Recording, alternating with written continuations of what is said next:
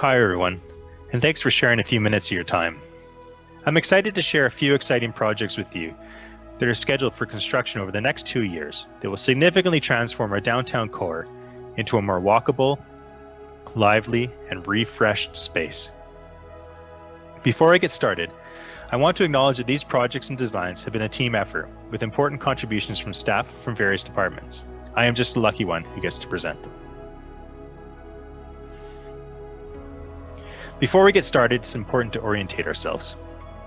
And so on the map on screen, City Hall is identified by the yellow star, McAllister Street Rehabilitation Project in blue, Veterans Park in green, and Lee Square in yellow, and the Donald Street Pathway Extension in red. And the new and exciting mixed-use McAllister development, recently named the Met, is identified in purple.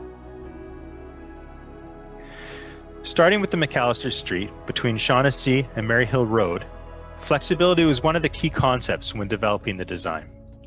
It was important for us to provide a multi-use path, wide sidewalks, significant street trees, interaction with local businesses, and a corridor which could support special events. After careful consideration of the traffic impacts, staff elected to recommend that McAllister be transitioned to one-way traffic, west to east, with angled parking on one side of the street.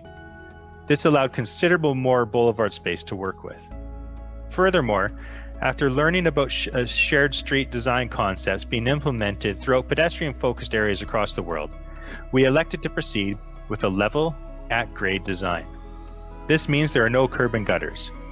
The sidewalks are at the same elevation as the road surface. This allows for ultimate flexibility.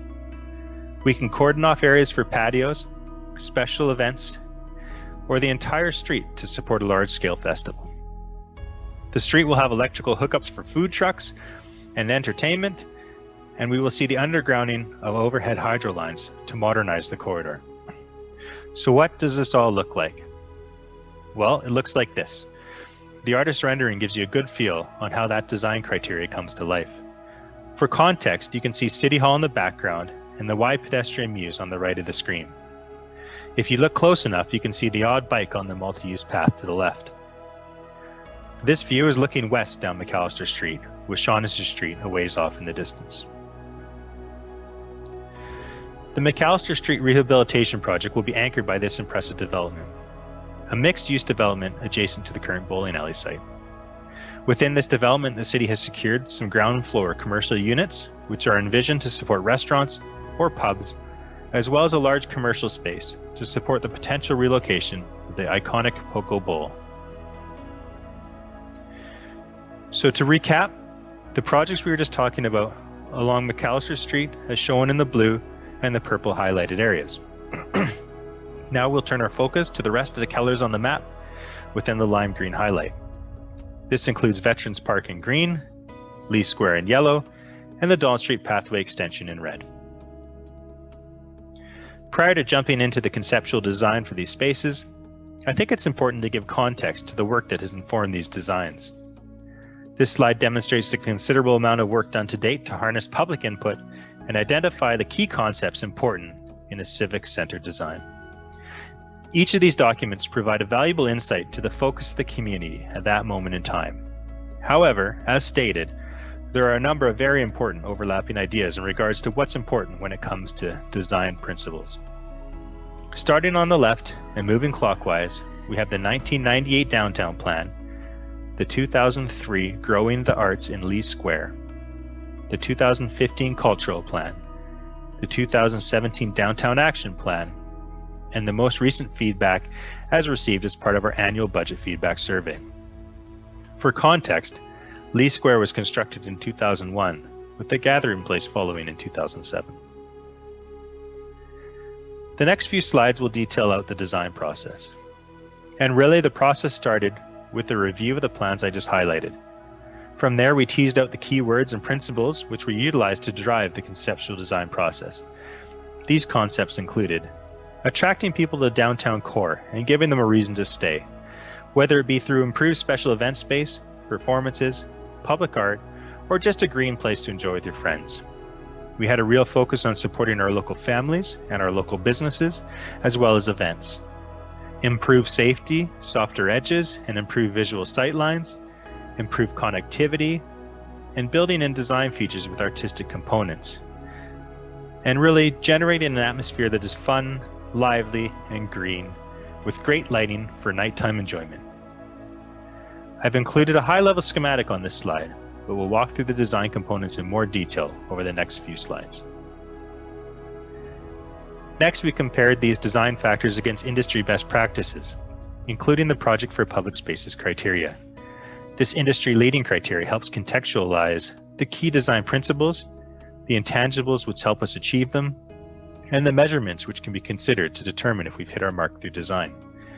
As you can see from the wheel diagram, the 4 cornerstones of a placemaking design are the social aspect, how the spaces are used and by what activities, the look and feel, and all access points and linkages. At this point as a group, we felt we had established suitable design criteria and began looking at the space itself. And finally, a virtual tour of the conceptual renderings. We will start at Veterans Park and proceed south to Lee Square. As you will note, Veterans Park has been significantly revamped. The entranceways are reconfigured, a direct path established, and all walls and shrubbery are removed from the perimeter to really open up the space. We are also considering audio and visual upgrades that could be installed as part of this rehabilitation to assist with the future ceremonies. A big part of this design will be the interaction of this space with City Hall, the vacant Starbucks site, the eagerly awaited McAllister Street Rehabilitation Project, and of course Shaughnessy Street. Walking further south into Lee Square, you will notice it has also been completely reconfigured. The bandstand has been moved to back onto City Hall, opening up to a very large square. The square has a water feature, lots of room for seating, overhead string lighting, and raised platforms around the mature trees to the south. This is a big space, and one that would support the city's vision over many years to come. This is a view of the same square from the south, looking north. In this view, you get a good feel for the size of the space. All the little tables, chairs, and people in the rendering are to scale. This reconfiguration more than doubles the amount of usable, programmable space in Lee Square. And another view of the same location. Here you get a great view of the string lights and the interactive water feature. And lastly, a view of the square at night. The welcoming look and feel is maintained, and it is easy to envision sitting around the square with friends as dusk approaches. And on this slide, it shows the precedent images which were used to drive the conceptual design. As you can see, there are some very impressive and active designs out there we intend to emulate. You will note, we are working to achieve a balance of green space, hard surfacing, and interactive items while activating all edges of the park. This is done a number of ways, one of which is to open up the west wall of the outlet with sliding glass doors, providing the ambience of an artist studio similar to those artist alleys found on Granville Island.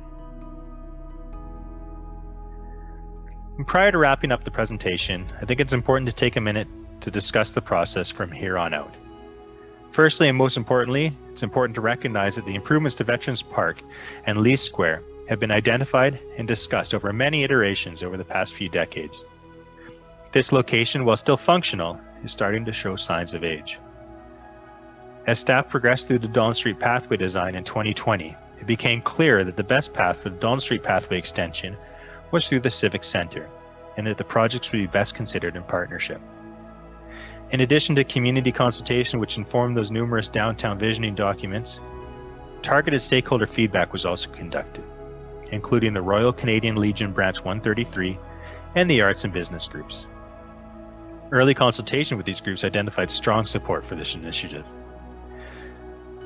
This slide illustrates the recommended timing, which completes the design in 2021 and allows for the construction to follow on the heels of the McAllister Rehabilitation Project in 2022. As you can see, the next step is broader community engagement. Thank you for your time, and thank you for listening.